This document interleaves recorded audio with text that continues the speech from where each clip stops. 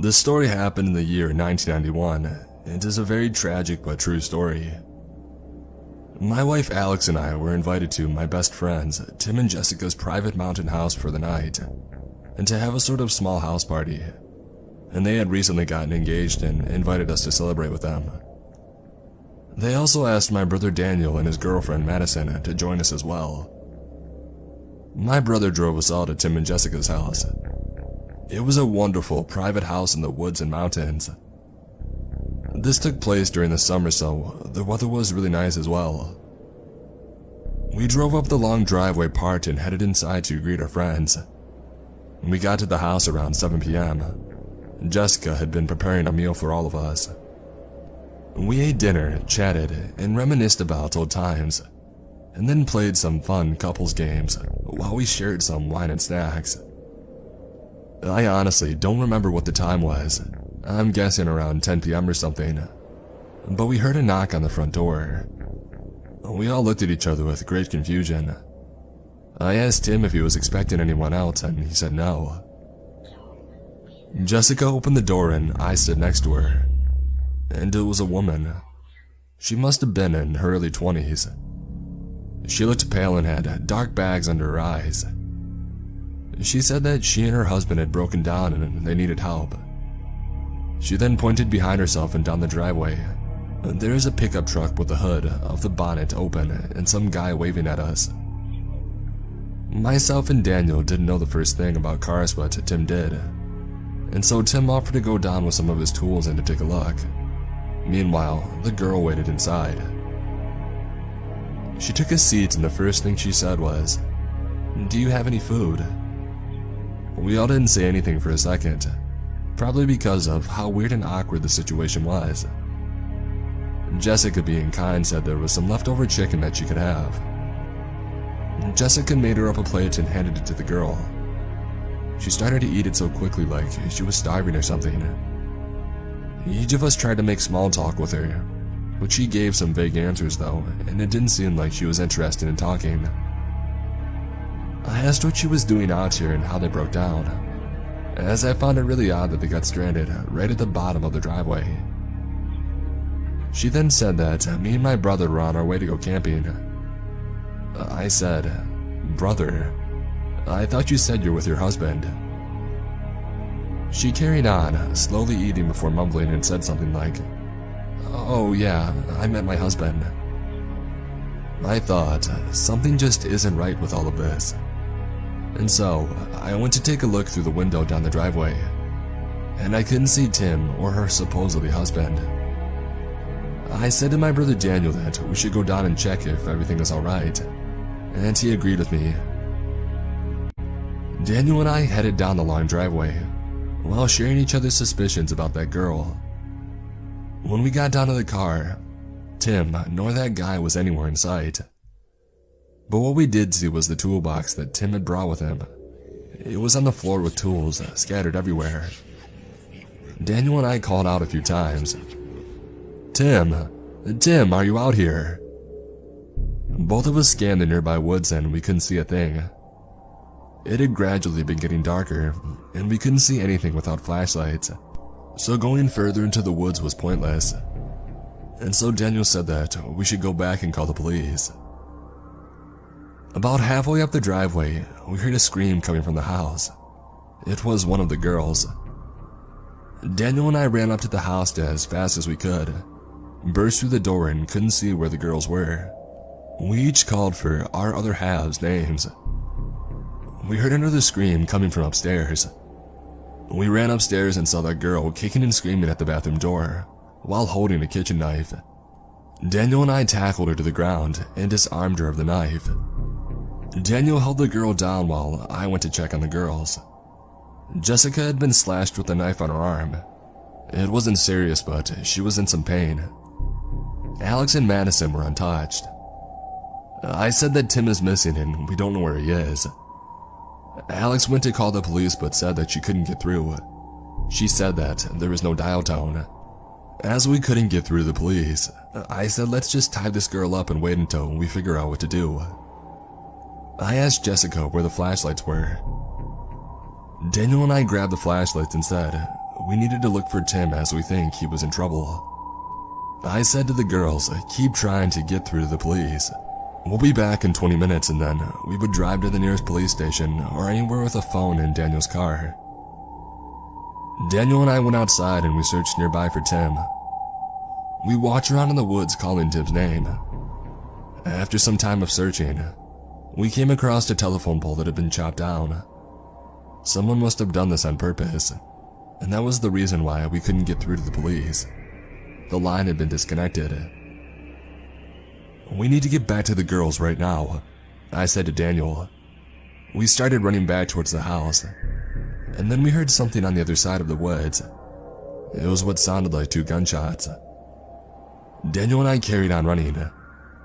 Eventually, we got back to the bottom of the driveway, and were shocked to see that the pickup truck, along with the tools, were now gone. We didn't have time to ask questions as he wanted to get back to the house and to check the girls. When we returned to the house, it was empty and the girls were gone, and somehow, so was the girl who was tied up.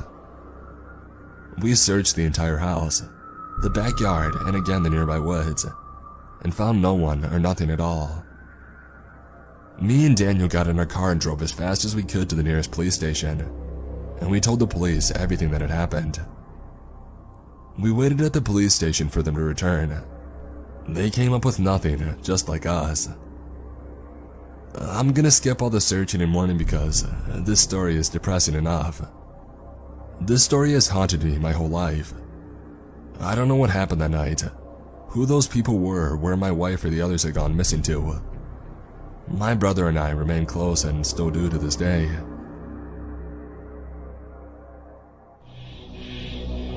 My name is Gordon. I'm 22 years old, but this story happened when I was 10, and it takes place in Florida. Me, my 6-year-old brother, and parents were on our way to Disney World for the weekend. It was our first time driving there, and we got a bit lost. We had to leave in the afternoon, and it was quite a long drive from where we lived. And like I said, we got a bit lost. It was dark outside, and we had to drive through the country lanes, but it wasn't just dark. It was basically pitch black because there were no street lamps whatsoever. The country roads we were driving through were quite creepy. I know me and my brother were freaked out, and to be honest, I think my parents were too. We had been driving for a while and I had to pee very bad. I know we could pull over, but I really didn't want to because it was scary as hell out there. But unfortunately I couldn't hold it anymore, so I asked my dad to pull over. I got outside and I walked over to some nearby bushes, which led into a forest. It was pretty cold outside and I was shivering. Like I said, it was pitch black, but I could see a little bit because our car's headlights were on. I went to do my business when I heard a branch snap. I looked up and towards the woods, and I saw some kind of light. It was a lantern. I looked closer and it was floating up, and then I saw it wasn't floating. Someone was picking it up, and the lantern light revealed a face I would never forget. It was a man who looked to be in his late 40s. He had gray beard, and he was smiling with his eyes wide open. He had crooked yellow teeth. I stood there in shock with tears in my eyes. He then motioned with his finger for me to come toward him. I pulled up my pants and ran back to my car. My mom said to me, "Are you okay, sweetie?" I just smiled and said, "Yeah," and we continued driving. I didn't say anything to anyone about what I saw, and I still had to pee, but what was on my mind was that man I just saw. We finally arrived and I was able to use the bathroom. Me and my brother were, and still are close, so that night while we were laying in our beds, I told him what I saw, and to my surprise, he didn't seem that freaked out when I told him. He looked down with a worried look on his face. Then he told me something he saw in the car while we were pulled over. He was looking outside of his window, which were farm fields. He said he saw what looked to be a family of 4 standing in the middle of a field, who were also holding lanterns. He then asked our mom who were those people, and her response was, "What people? There's no one out there." And at that point, that's when I got back in the car. That night, and many nights after, me and my brother have discussed We discussed what we saw, and we didn't know if it was real or not, or our imagination. I personally still believe to this day what I saw was real. This story still haunts me and gives me chills every time I think of it. What do you think?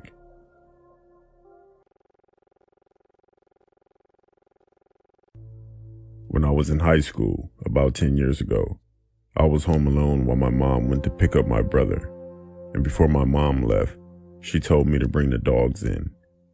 Now we had 2 beagles, one that was friendly but barked loud, and an older one that we had gotten from a shelter that was extremely protective and was not afraid to show his teeth. I usually ignored her and left them outside for a bit. I was in the back part of the house and was on a computer when I heard a noise.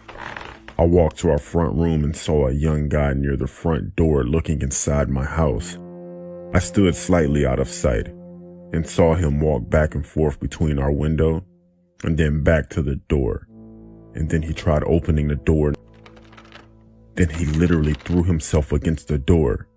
Immediately, my blood went cold and I rushed to the back door and quietly yelled for the dogs to come in. They ran in and I herded them to the front room. Then I saw the mailbox slot open. I saw his eyes. He was looking right at me. Right away, my older beagle got on the defense and growled. It was more like, "I'm gonna bite you" type of growl, while the other one barked. I got my phone and called my mom and begged her to come back home, in which she did with my brother. They looked around and saw no other signs of entry. I triple check every door now, and even though those 2 dogs have passed away, I keep our current dog near me when I'm home alone. That was one of the scariest experiences I ever had in my life.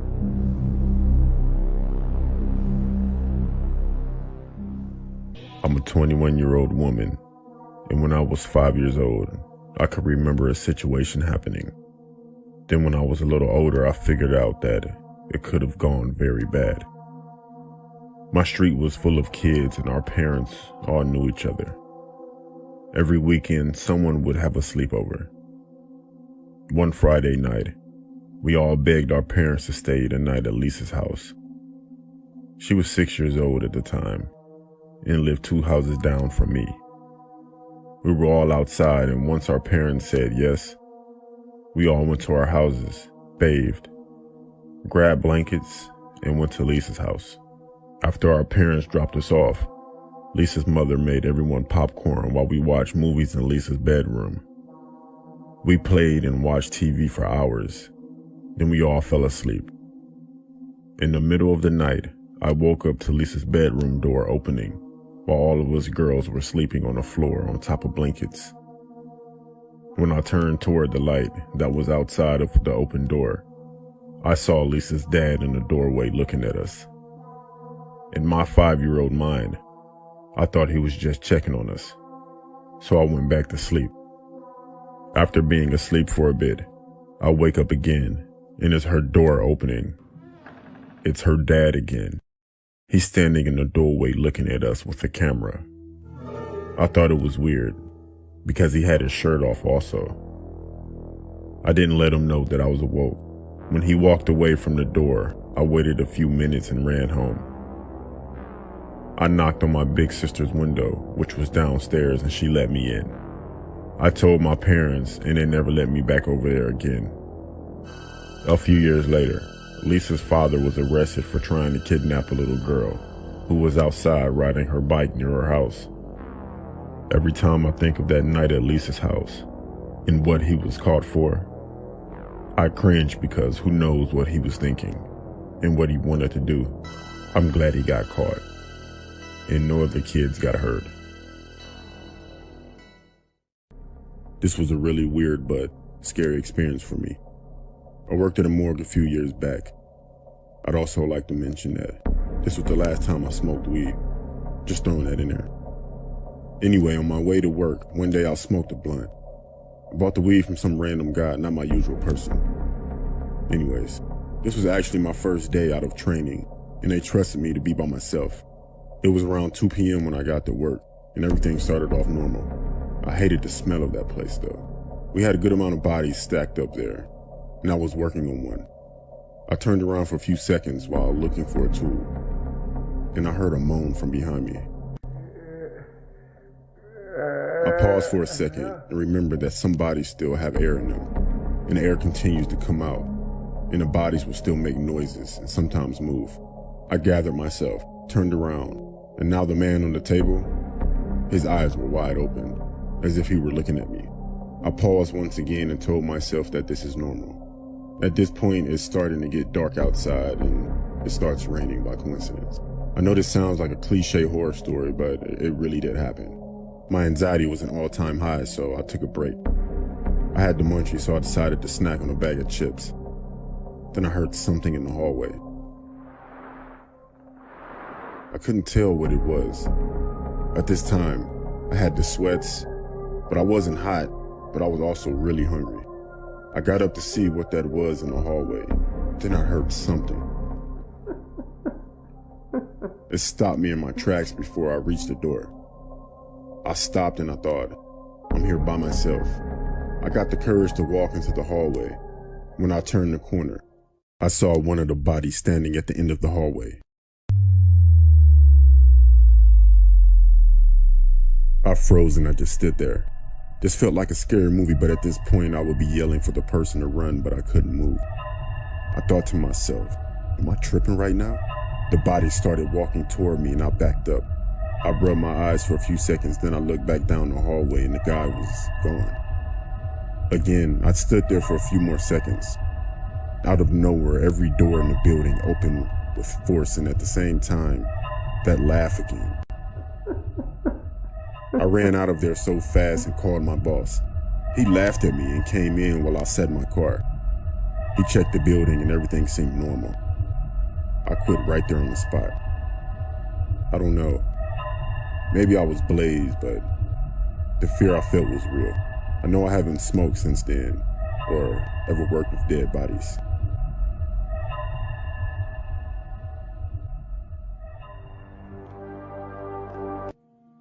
I got this great job working at a hospital. I really got to do something that I enjoy. Taking care of others has always been a passion of mine, but I work on one of the hardest floors, the cancer floor. We always have the same patients, and not a whole lot of them make it. This makes my job hard in a lot of ways. You could probably guess that I've seen my fair share of death since I started here. Anyway, I work the night shift, and at night it can be a little creepy when you have to go to the morgue. One night, me and a coworker were taking someone down to the morgue. Now, let me explain. Our morgue is a little freezer box that is in the basement, and it smells horrible. Plus, it has a ramp to get into it. So she and I wheel the body down there, and we push it up the ramp. And then we begin to argue over who is going to push the body inside. Of course, I lose, so I swing the freezer door open, and I push in the body.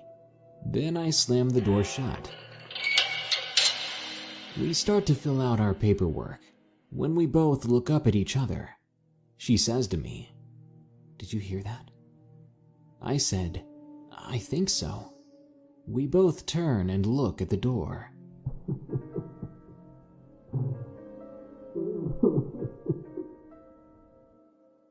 The two of us got cold chills, and the hairs on our arms were standing straight up.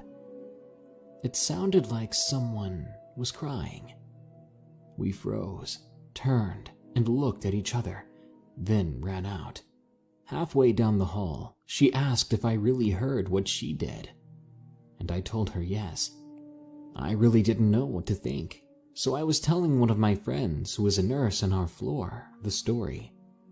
She tells me that she has had similar things happen to her in the morgue. To this day, I will not go alone, and I always try to get out of going at all. We also have a tradition on our floor that when someone passes away, we open the window so the soul of that person is not trapped in the hospital to roam. I'm not making this up. It truly happened. If you don't believe me, I don't care. I know, and so does everyone else who works there. This story took place about 3 years ago. I started my new job working at a morgue that was about 3 miles to the countryside. For the first week, everything went fine. I got shown around the building, how everything works, and I understood my job. That was until I met the guy who used to deliver the bodies to the morgue. His name was Kenny. I first met him on the elevator. We shook hands and he made an inappropriate joke. He also stunk of smoke, had long greasy hair, bad yellow teeth, and a faded, poorly drawn tattoo of a snake on his forearm. My first thought that he was just weird. I figured I would only see him from time to time when he delivered the bodies. That wasn't the case, however, as he would come up into the building and talk to the staff.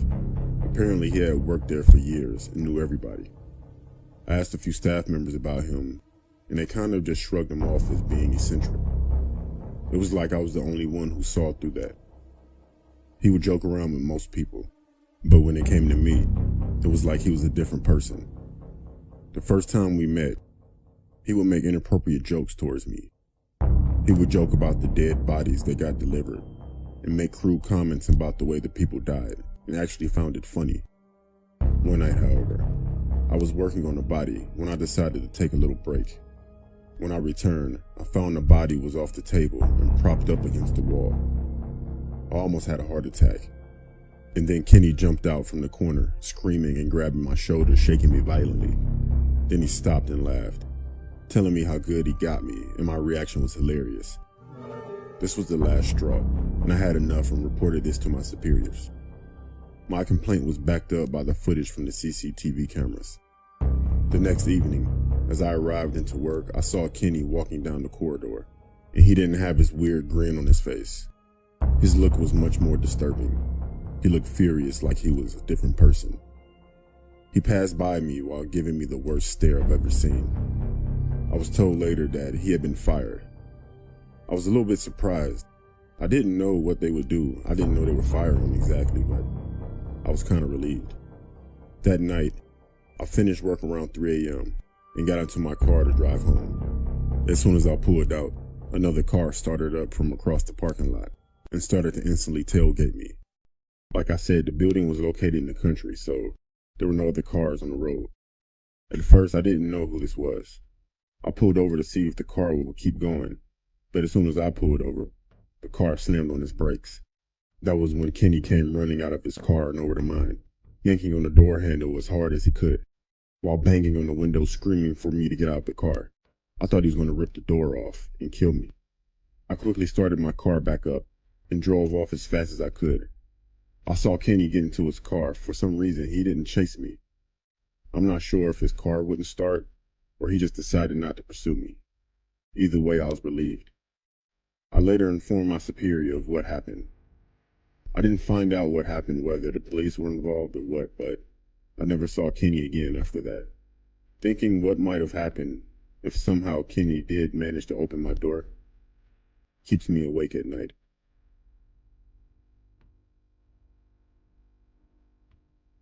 My brother is a mortician at a facility in New York, and one night when I was visiting, he asked if I wanted to go to work with him so I wouldn't be alone in his house. I reluctantly said yes. What's the worst that can happen, right?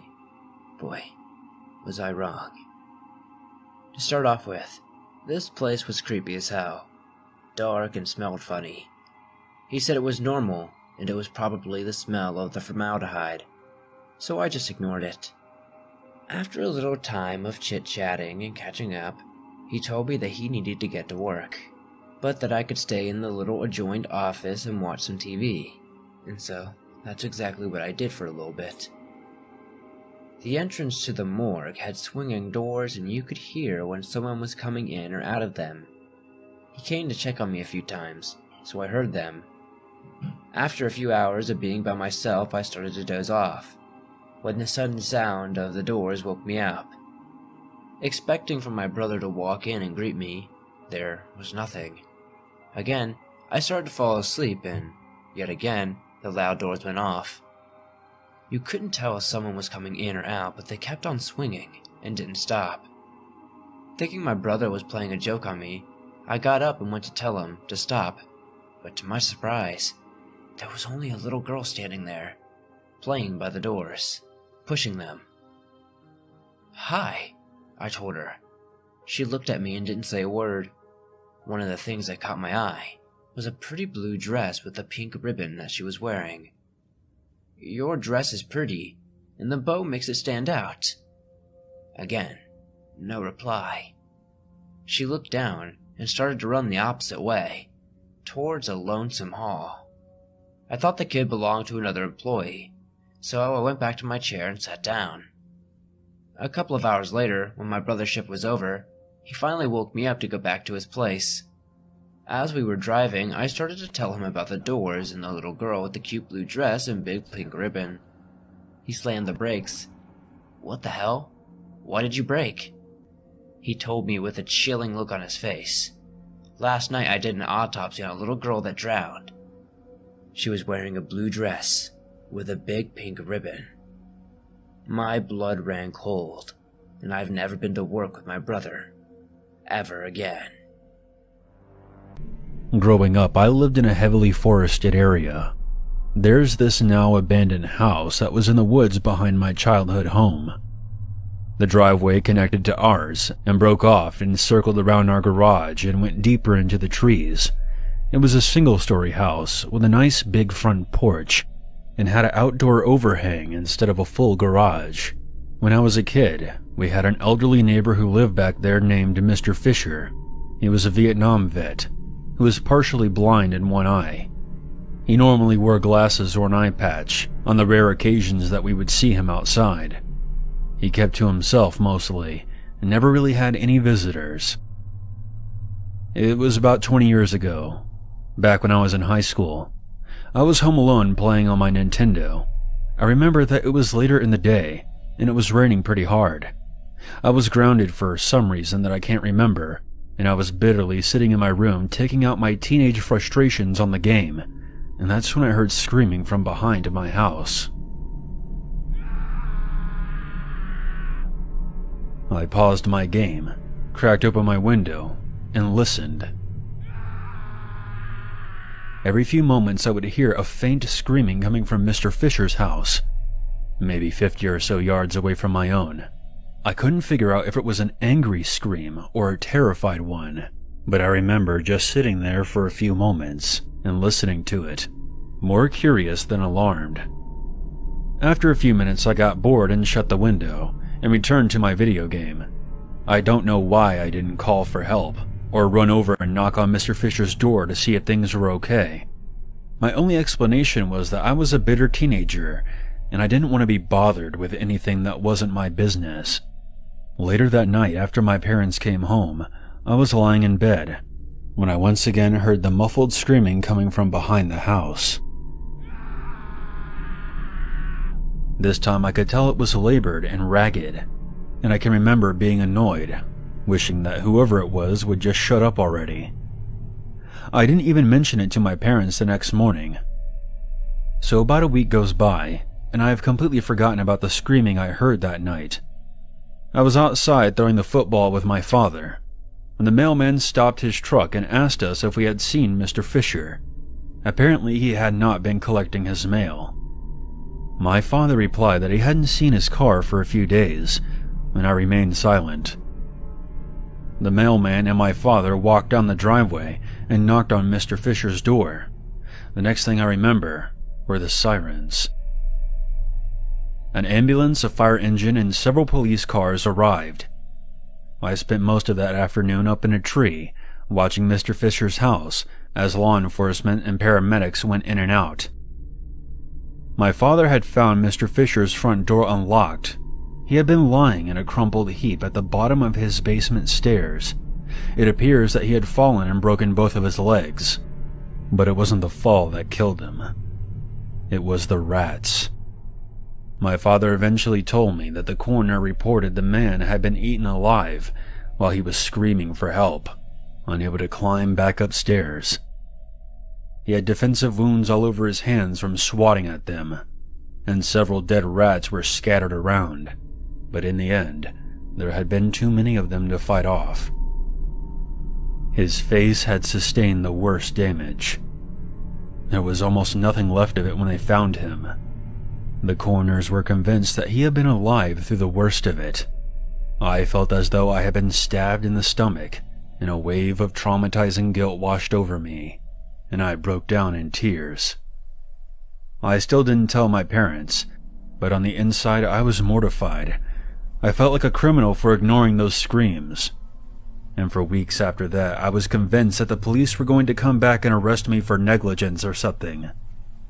For about a year afterwards, it traumatized me, and I carried the guilt around in secret. I started doing drugs and drinking alcohol to try to dull the pain. In retrospect, I'm extremely lucky I graduated high school without overdosing, or killing someone while being drunk behind the wheel. I was about 20 years old when myself and 3 of my friends went back to the house in late October. The house had been repossessed by the bank at this point, and now sat condemned. Me and my friends sat on the front porch and shared a bottle of bourbon.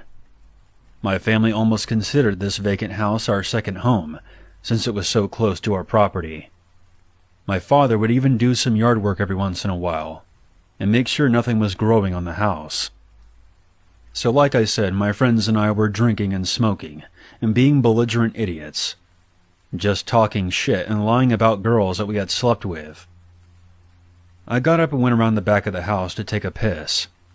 I happened to crouch down and glance inside one of those low-to-the-ground basement windows, and just scanned the basement floor.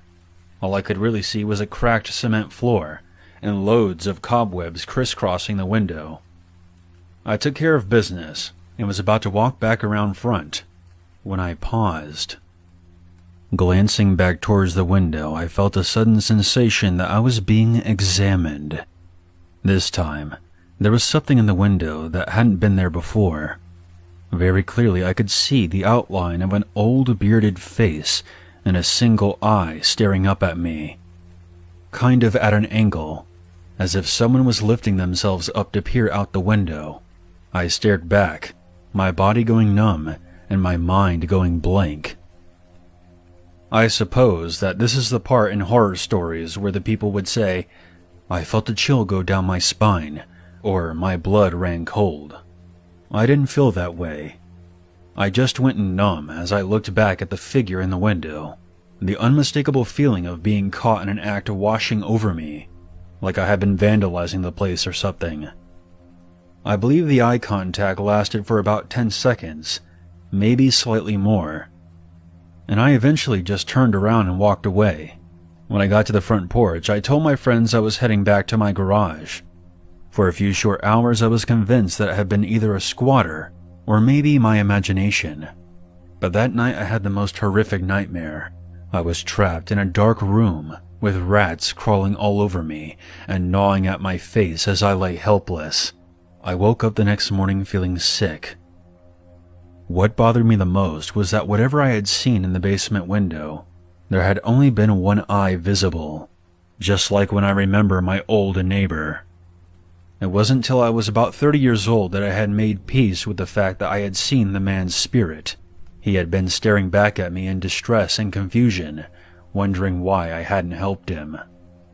I have read several books on the paranormal, and I came to the conclusion that his spirit wasn't yet at peace. My parents eventually sold that house to me, and today I only use it as a summer home. But I've never wandered back to the old man's property again. Several times he's made his presence known.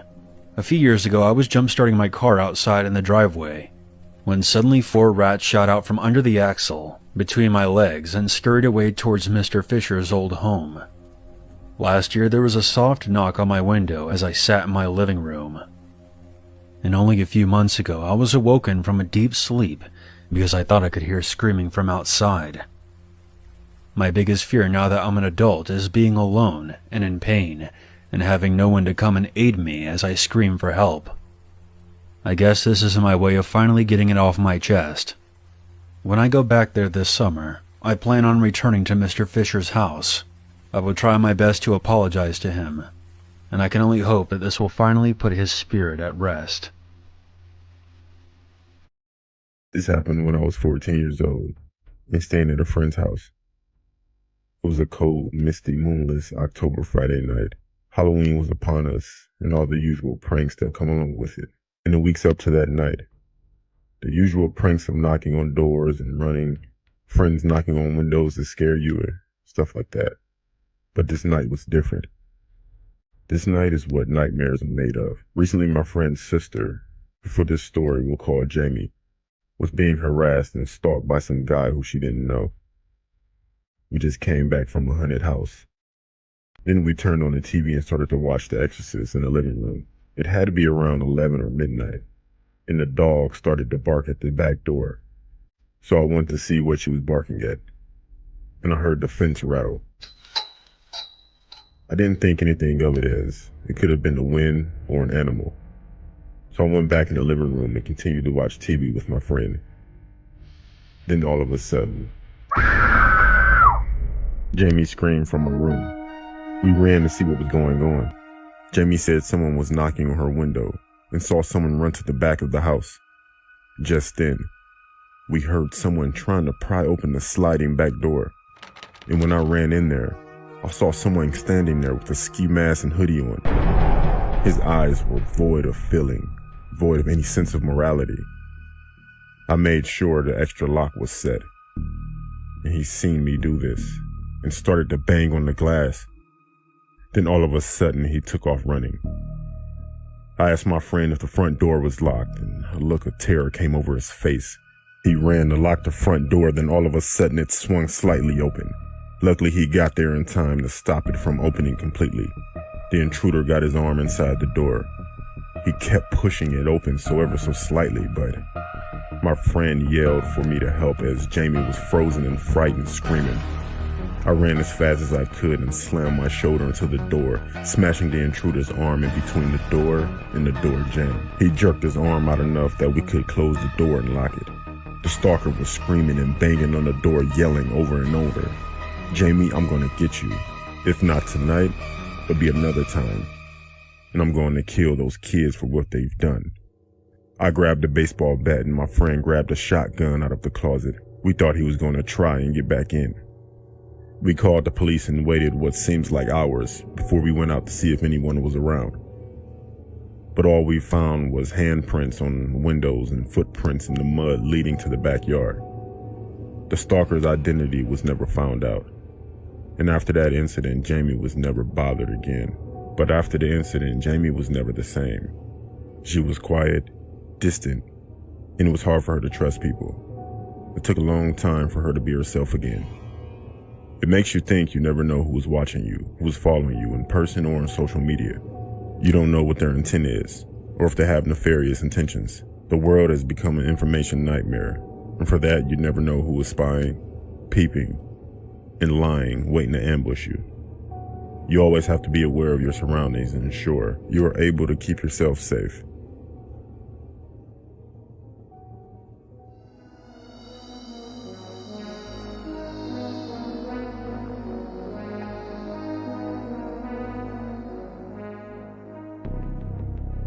This happened 9 years ago when I was 15 years old. It was a Friday morning at school, and my friend told me that she would spend the night. Throughout the day, we spoke about what we could do for entertainment, but by the end of the day, she let me know that she couldn't stay for the night. On my way home, my mother texted me to let me know that I would be home alone tonight because she picked up a shift from 7 to 7. She was a nurse and that happened frequently. My mother started dinner while I was watching TV in the living room. But as I'm watching TV, I randomly look out of the window because I heard a car going down the street, and like I usually do, I look at it because we live right at the end of a dead-end street. This car didn't stop, it just circled around and crept down the street. About 30 minutes later, I saw the same car while I was watching TV. It did the same thing, went to the end of the street very slowly and turned around. The windows were tinted, so I couldn't really see how many people were in there. It was around 6:30 when my mother was walking out of the door. It was the winter time, so it was already dark outside, but it was unusually warm also. So I threw my mother's food away because it was trash, and she could never cook, and I made a few bags of popcorn. I was content with that. I laid on our couch, turned on movies, and started to text my friends. It also became hot in there, so I opened the window that was behind the couch. My mother hated when I opened it up because there's no screen, so I opened it up just a few inches and laid back down. A few minutes later, someone knocked at the door. As I'm getting up, I can hear about 3 people talking, only because my window was open, but I don't think they noticed it because it sounded like they were whispering in a way where they definitely did not want me to hear. I opened the door, expecting to see a few people, but to my surprise, I only saw one. Parked a few houses down, I saw the car that kept riding up and down the street. But anyways, when I opened the door, the man asked me was Daryl home. I said that no, Daryl lives here. Then he asked me were my parents home, and I said no, my mother's gone for the night. He said okay, with a smirk on his face. And he said sorry to bother you, and he left. I laid down, watching a few movies, then I dozed off. Maybe around midnight, I think. All of a sudden, I was awakened with a sound. I didn't know what it was. I looked at the clock and it said 3:02 a.m. Then I heard another noise. It was footsteps behind me outside of the window on my front porch. I continued to lay down flat on the couch, then I stuck my head just above the back of the couch very slowly. I've never been so frightened in my life. There was a man pressing his face against my front window trying to look inside. I was frozen in fear. I don't think he could see me because I was right under him, and it was dark inside with the only light being my TV. Then the guy did something that almost made me scream. I laid flat again on the couch and the guy in the window said, "She's asleep right there. If she screams, I'll shut her up." He then started to lift the window. I ran in the kitchen to grab my mother's gun while he struggled with the window. As I'm running, I dialed 911 and put them on speaker. I explained the situation, ran to the window with the gun, pointed it and told them that I would shoot, and the police are on the way. The guy was halfway inside when I held the gun to him. He froze while the other guys ran off the porch. I made the guy stay there when the police were on the way. He was arrested and my mother never took a night shift again. At the same time, I'm glad my mother taught me what to do in those type of situations because it could have ended up a lot worse.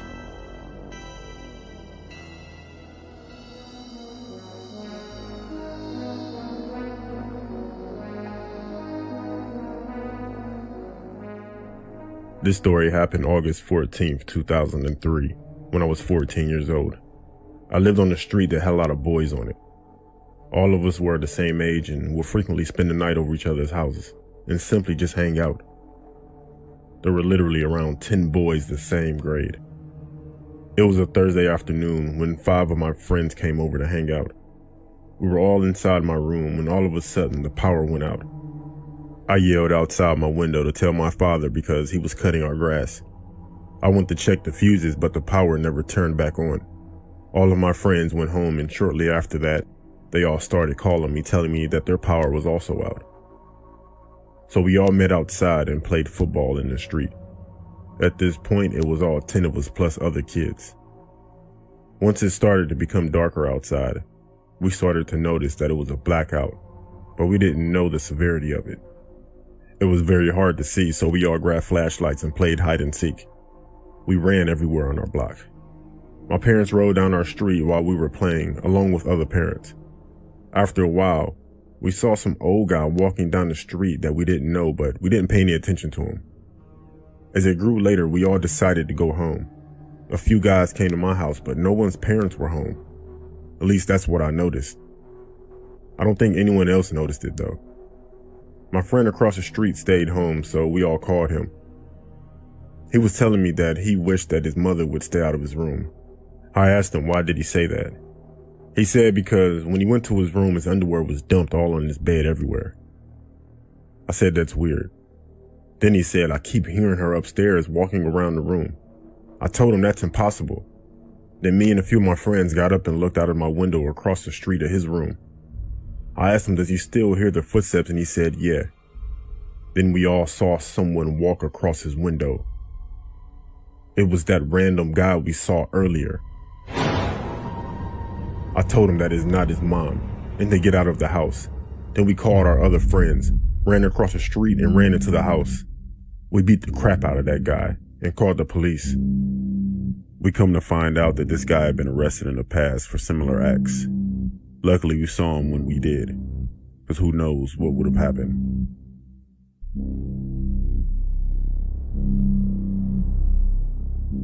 I've gotten Ubers plenty of times before, but this one experience I had a few years ago was the creepiest and weirdest of my life.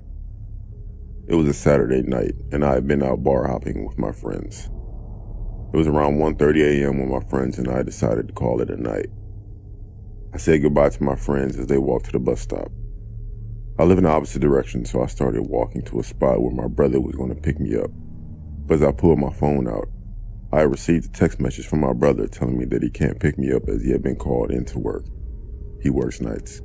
I opened up an Uber, and there was this one guy about 2 minutes away, so I clicked for him to pick me up. His name was Jim, and in his picture he was a balding middle-aged man with a mustache and some stubbled facial hair. An old car pulled up beside me. Jim looked out the window and confirmed that he was my Uber ride. Once I got inside, I noticed there was another person in the passenger seat. I said, "Oh, hi." They didn't reply to me. I asked Jim how his night was going. He didn't reply either. I was too drunk and too tired to care.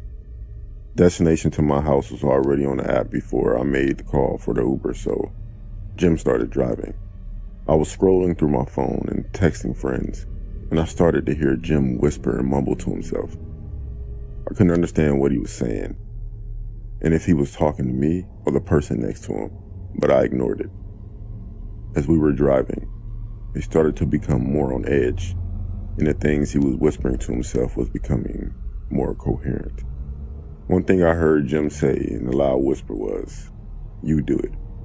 I can't risk going back to jail."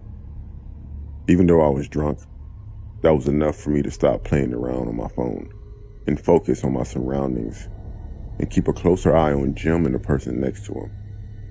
The person hadn't said a word the whole time I was in the car, which I found weird. I looked around outside and we were on the freeway, which wasn't unusual as you had to take to get to my house. The next thing that happened is Jim pulled the car over at a rest stop. He once again started talking to himself. Jim then said, "I won't do it. You can't make me." He then hit the person next to him in the face, and he got out the car. He grabbed something from the trunk and walked off into the darkness. I was stunned with what was going on. I asked the person in the passenger seat if they were all right, but once again, they didn't say anything or do anything. I asked again, this time tapping him on the shoulder. Something didn't feel right after grabbing hold of him. It felt cold. I took a closer look at the person, and to my complete shock and horror, the man looked lifeless with a hoodie on, and with white and bluish purple type skin. The expression on his face was shocking. It was as if he were frightened to death. I sat back in the seat and couldn't believe what was going on. I could hear something from outside. It sounded like dirt being shoveled. That must have been what Jim was doing, digging some type of ditch or grave. At that point, I got out of the car and ran down the road, hoping to spot another car to pick me up. This was a sobering experience, but I was still drunk and tired. I ran down the road, but didn't get very far without being out of breath and needing to throw up. I'm not sure if I'm running around at night after drinking or the horrifying experience. Maybe both, but I felt sick. I turned around to look at Jim's car. I started to fear the worst when I saw the car start.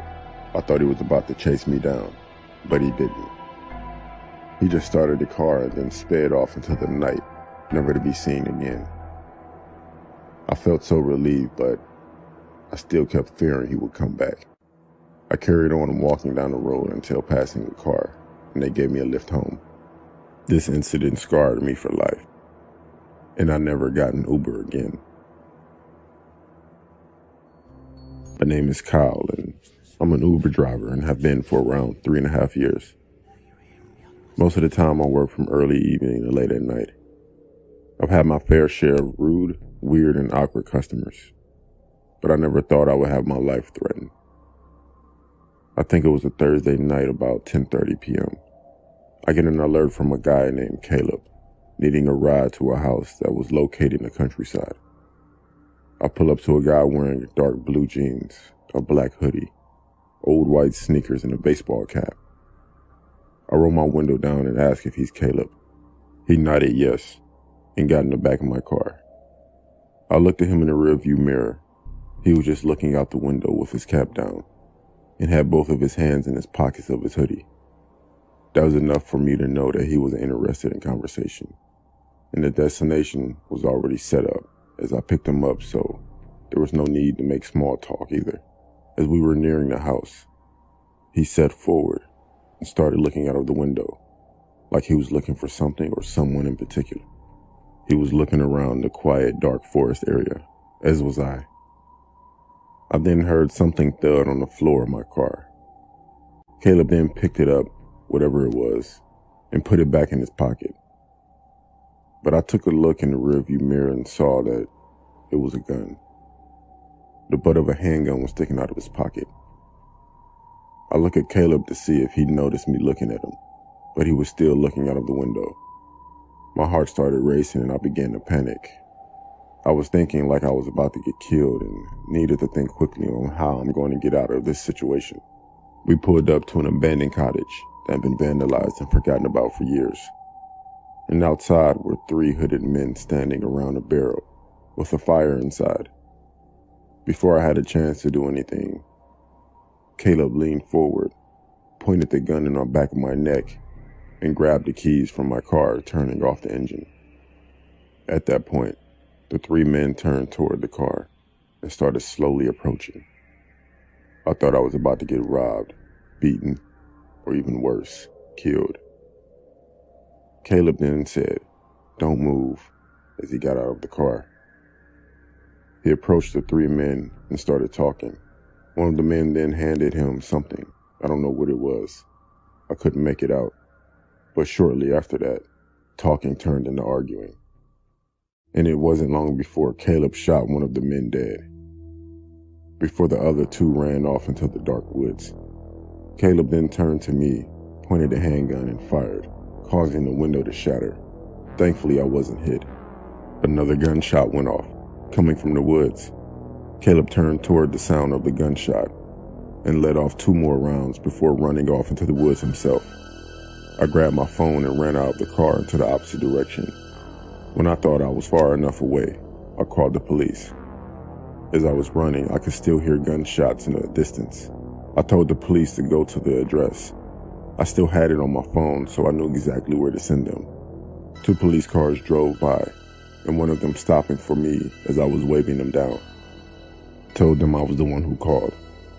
I was taken back to the station to make a more official statement. I was also informed that the cottage was abandoned and found no one near the property in the woods. The only thing they found was my car and a shattered window. The police told me it was a drug deal gone bad, and I should be considered lucky that I wasn't killed. My name is Ed. I'm 25 years old, and I'm an Uber driver. This story happened about 4 months ago. It was late on a Friday night around 11 p.m., and I was doing my pickups around local bars and nightclubs. I had just finished dropping off some passengers when I got a notification from a guy named Jackson. I pulled up to his location when a man peered through my window asking if I was Ed, his Uber driver. I said, "Yeah, you Jackson?" He replied, "Yeah," and got in. Once he got in my car, I could see him more clearly. He had long, dirty blonde hair, an unshaven face, and red bags under his eyes. He was wearing jeans and a dark blue hoodie. I started driving toward the destination that he had marked down. It wasn't long before I could smell his foul odor. I took a few glances at him in the rearview mirror. He looked pretty paranoid. He kept looking around outside as if he was searching for someone. The place he was driving to was a bar on the quieter part of the town, in fact. I thought the bar was shut down, but I didn't want to ask and make conversation with this guy, as I didn't feel comfortable. He didn't say anything at the start of the journey, He was just looking around, as I mentioned before. He kept taking sips of some kind of liquor he had with him. It was when we started to get to the quiet, empty highway when he started talking. He was saying things like, life is precious, and always be careful because you could lose someone close to you. I wasn't sure if he was even talking to me. I just assumed he was. He then showed me a picture of a woman and a young girl. He said that was his wife and daughter. I awkwardly said, "You have a nice family." He then asked if I had a daughter. I said yes, but I don't really. I don't know why I said yes, but thank God I did, because at that point, Jackson told me to stop the car.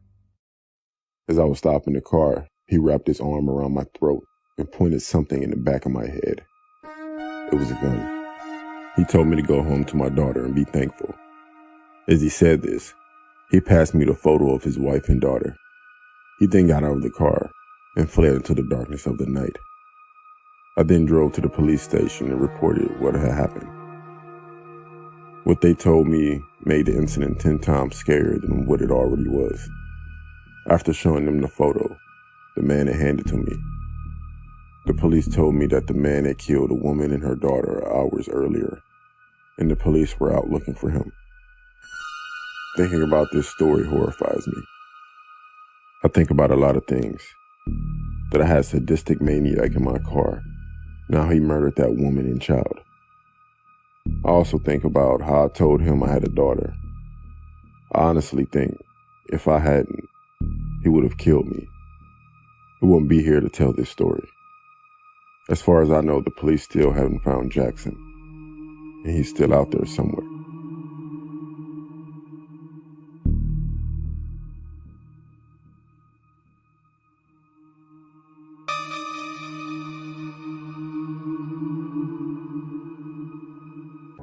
I mentioned in a previous post that for a good week, my car was in the shop getting fixed.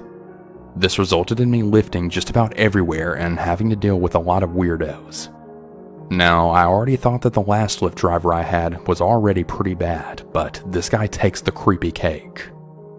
I had just finished my shift and this dude picks me up by the name of Angel. But anyways, as I get into the back seat of his car, he pulls up my Lyft photo and then zooms in on it repeatedly before he stares at me in the rearview mirror. "This is you?" He asks. Yeah. No way. How old are you? You look so cute. How old are you?" As he says this, he keeps pulling up my Lyft photo.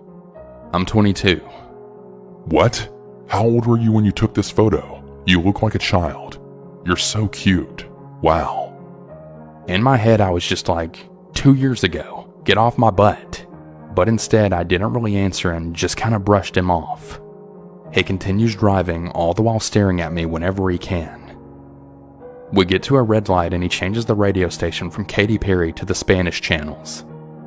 I instantly groan inside because I'm mixed race and this is getting pretty old for me. A lot of people do this thing to me where they try and see if I can speak their language or know enough about their culture, as if to approve me or something. "You speak Spanish? You know this song? This is real Spanish music. You should give it a listen." No, I don't speak Spanish, thanks. "Do you know any Spanish artists?" No, I don't. "Well, that's okay. Even if you don't speak Spanish, you'll do good on your honeymoon." I ask what he means by that, and he doesn't really give me an answer. Instead, he asks what my work schedule's like, how many days a week I work, is it always at that location, do I live alone, etc. I answer him instead in half-truths, saying, "Oh, I don't have a schedule yet or a fixed location as I'm training between locations." That way he can't really find me or know my routine at all. He just nods and hums, all the while still just glancing at me right in the mirror. A car cuts him off and then he honks before stating loudly, Move! I have a really pretty girl in the backseat of my car." I tell him to let me out of the corner and he says no, that he'll take me to my door. Because I don't want it to be too obvious that I'm freaked out, I tell him to go up to these random townhouses which are all connected by a path and park.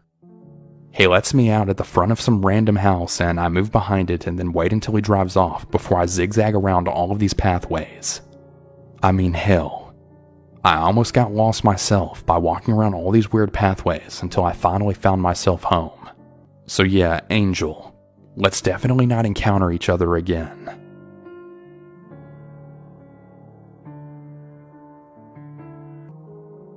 Me and my girlfriend were in a city in Texas right off the highway, and we stopped at a tiny little gas station to get some beer and chips and such. For some reason, when we pulled in, I felt the need to say, I actually think I need to come in with you this time, which was really weird because I usually always stay in the car whenever we go places, or if I do get out, I don't ever feel the need to announce it. When we walked in, everything felt normal. We were kind of just laughing and joking around about the half-naked Modelo girl cutout had a super pixelated face. We then started looking at all of the beer, and I was being really indecisive, but could tell that we were both getting really sketched out, so I just grabbed 2 coconut margarita-type drinks without even thinking about it and rushed to the counter, thinking that we needed to get out of there really quickly. There was this growing feeling of being watched. It was like pure malice that I haven't felt before. I can't really describe it. There was an old Hispanic man leaning on the ice cream cooler right by the counter and pretty much watching every customer. Everything just felt slow. It's hard to explain. When I put my things on the counter, the man started smiling at us really wide and then started talking in a very strange manner. It was like he was trying to be charming or personable, but really just came off as really creepy.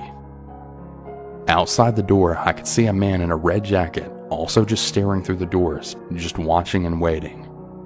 It was pretty obvious now. These men were waiting for us. It's really hard to explain the overwhelming feeling of dread that we had, and I didn't really talk about it until we were driving out of the parking lot. The man in the red jacket was still circling the building and watching us as the car drove off. The city we were in, it has a pretty bad reputation for having a lot of human trafficking victims coming in and out, and I honestly think that they were just waiting to find the perfect victim. I honestly think that if I hadn't gone in with my girlfriend when I did, she probably would have been taken, or maybe they would have taken me from the car. I've never had such an intense looming feeling of doom and paranoia in my life. It seems very mundane, but it was definitely a very close call. We kept discussing it the rest of the night. We're really lucky that we went in together and got out as quick as we could. I mean, who knows what could have happened.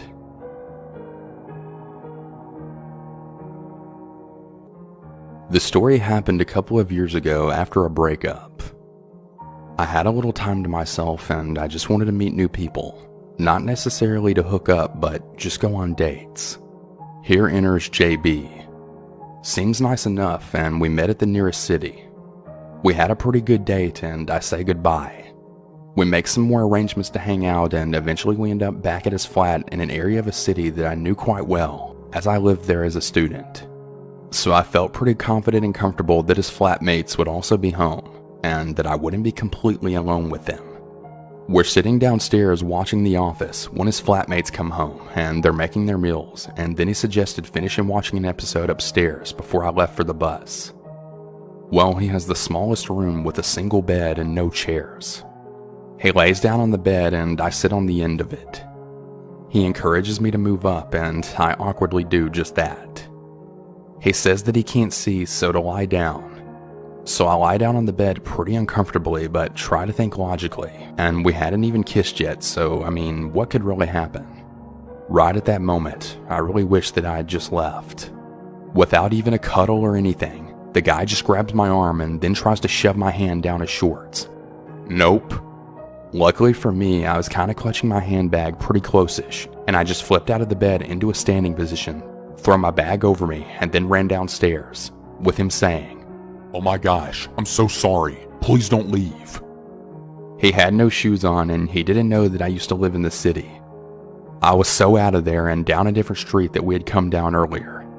I was totally freaking out at the bus stop and on the phone trying to get a lift home before he finds me. I finally make it home and no, I never see him again. I never saw him again, but make no mistake, that wasn't the last time I heard from him. He went mighty quiet after I ignored his messages begging for me to meet up with him again. I spied on his Facebook when he did go quiet, just a little curious. And he had just moved in with a girlfriend. I mean, this was mere weeks after the event. Who moves in with someone that quick? Or maybe he was already seeing her. I guess I'll never really know. Cue about 6 months and nothing. I hadn't been on Plenty of Fish for a while after that, and then in January, I get a message from him. He split with his girlfriend and he just wants to meet, chat, and have a coffee with me. Being a little bit lonely, I kinda thought about it. I agreed, but I said that we could only meet in public. He agrees. We make plans on that evening and I'm leaving work and he says that he can't make it and that I should just meet him at his place. Nope. I decline and I go straight home. This goes on for a further 6 months and him badgering and guilting me into saying that I'd meet him at a coffee place and then him changing the plans last minute, then me canceling. This probably sounds like nothing until about June, when I'd been messaging my friend who had lived the next town over. Let's call my friend M. M had a really psycho ex-girlfriend that he had told me all about, and M had a very normal name, but it was spelled pretty unusual, at least to me anyway. So one evening I'm chilling at home and I get a WhatsApp from a number that I don't recognize, and it's mentioned M and the way that his name is spelled. I obviously freak out and I then tell M that I think his crazy ex had sent me a message. Unfortunately, I've totally forgotten what the threatening message actually was. Just that I was really freaked enough to ask who it was, and I then get a message back. You know. M knows. So M freaks out and I keep getting calls from this number into the early hours and the caller kept hanging up whenever I answered. I suffered from anxiety at the time and the next morning I was a total wreck. I went to work and got another slew of random calls. Later that night, I decided to tell my cousin everything that happened and she called from her phone. Guess whose voicemail she got? Yes, JB. She leaves him a message saying to not contact me ever again or else the police will be involved. I check his Facebook a little while later and he's apparently moving back to his home country. Hopefully I'll never meet him again. This probably wasn't the most scary or creepy encounter, but it was really playing on my mind and it really creeped me out. I remember this like it was yesterday. My brother and I were home alone for the night while our parents went out with their friends. He's 17 and I'm 13. My brother left soon after my parents, even though he was supposed to stay home. Recently, a new neighbor just moved in next door, some old guy. I saw him speaking with our parents the first day at his house. Anyway, we live in Florida and it was the wintertime, so it wasn't too cold. I say this because we have a pool in our backyard that's heated and I love swimming.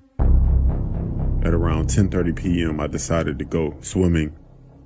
I called my friend to let him know. So he said he'll come over. He only lives about a street away.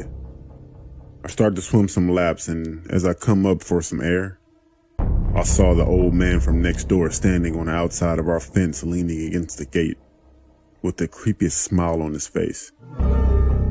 I lost all form in my swimming strokes and completely stopped. I played it cool and I said hi. He didn't even say hi, he went straight to, I noticed that your parents aren't home. I told him that my older brother is, and he then said, nah, he's not. I didn't see him when I was watching you through your bedroom window. I didn't say anything. I was just shocked. He opened up the gate and started to speed walk toward me. I began to back up in order to climb out of the pool while yelling help. He was getting closer, then he stopped and looked behind me. My friend was on the other side of the fence running toward us, and also on the phone with the cops. My neighbor ran into his house. The cops came, but the old man denied everything. He didn't know that my friend recorded him before he called the cops. He was arrested and eventually moved away. I don't know what his plan was, but I'm glad my friend showed up. Obviously, my parents were pissed at my brother for leaving when he was supposed to stay at home to watch me. But they were happy I was okay. To this day, I haven't seen that guy since.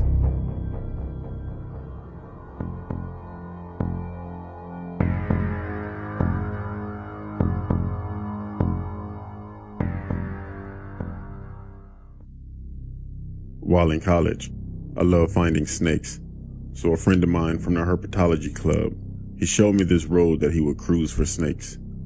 Cruising is when you drive slowly down the old back roads, after dark, looking for snakes that have slithered onto the warmer road that heat up. The road we took was about 4 miles and had around 4 houses on it. We had taken a few laps on this road, and we were making our final pass. There are 2 houses near the beginning of the road, one at the end and one near the middle. We were getting close to the center when we see movement on the left side of the road. There are a lot of animals on this road, so we weren't surprised to see this. However, what shoots out is this kid, probably around 8 or 9, torn blue jeans and a ripped dark t-shirt. He takes one look at us, and his face is a mix of fear and pain. He looked back really quick from where he had come out of, then booked it across the road. The guy I'm with, he gets out of the car chasing to see if he's alright, and I pull the car up to the point where the boy went into the woods.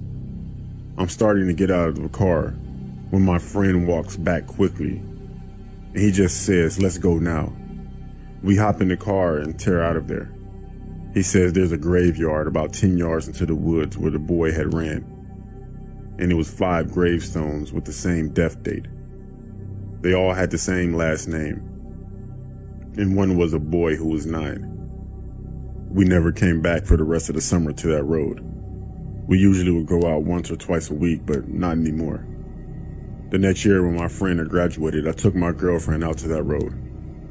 We had gone early to try and find different types of snakes, because different snakes tend to move at different times of the day. We got to the house near the graveyard, and there's 3 men doing some yard work.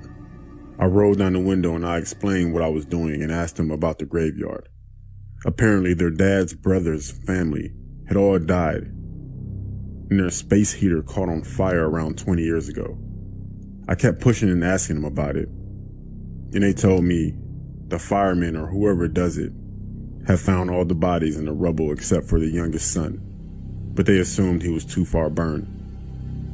I asked if they had a little brother, and the 6'4", 250-pound man said he was the youngest.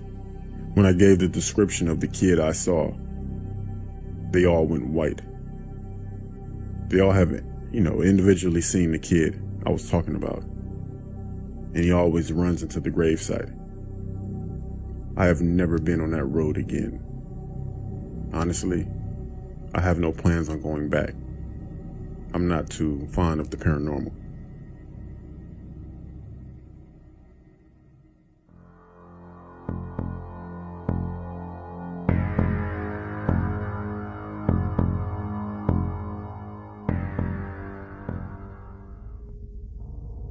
My aunt and uncle moved into a new house. I was staying with them for a week, but I got a weird vibe about their house. I was sleeping in the attic, and around 3 a.m., I woke up to find my 6-year-old cousin standing next to my bed staring at me. He just started telling me about his imaginary friend, Maury. The next day, when I asked his parents about it, they told me he didn't have an imaginary friend, and they said he never had one in their previous house. They decided to ask him about it, but he said he had no idea what they were talking about. The next night, around 3 a.m., I woke up again to find my little cousin staring right at me. He kept repeating over and over, "Why did you tell? Why did you tell? Why did you tell?" I tried to talk to him, and he started telling me about how Maury would appear in his dreams at night to eat dinner with his family when they were at the table. I asked him how he met Maury, and he told me that Maury came to him and asked him if he can come inside of him. He said, "Yeah, sure, come in." That's when Maury started to come beside his bed every night to talk to him. The next day, I told his parents, but they didn't believe me. They thought I was making it up. On my final night in the house, I was awoken by a faint thumping under my bed. At this point, I was very scared, but I worked up the courage to peek under my bed. I found my little cousin hiding under there. He said he was protecting me. He told me that Maury couldn't trust me and he wants me gone. and that Maury won't hurt me if he's there to protect me. Then he started going back and forth with someone who wasn't there, moving around like he was wrestling with someone. Then I heard the words, "Kill him." It was a deep, raspy voice that I've never heard before. Those were the last words I heard him say. I ran faster than I ever have before and made it at least 3 blocks down the road before my aunt and uncle caught up with me and begged me to come back. They asked me what had happened, and when I told them, again, they didn't believe me. When we walked back to the house and went upstairs, my cousin was in his bed, sound asleep. I left the next morning and never went back. That was a very creepy experience in my life. Very creepy. And I can't compare it to any other experience ever. And it's extremely difficult for me to talk about because I really don't know what was going on. My cousin doesn't remember while my aunt and uncle still don't believe me. At the same time, my cousin has always been weird ever since that day. And he doesn't make a lot of friends. I don't know. I figured that I'll get this story out there to other people so I won't keep it bottled up inside. To add to that, I've never been back to my cousin's house because I don't trust him, I don't trust my aunt, and I don't trust my uncle. Something's up with that family and it isn't something good. Just be careful of the company you keep. Whether it's your family, whether it's your friends, just always be careful. Because you never know the intentions of people around you.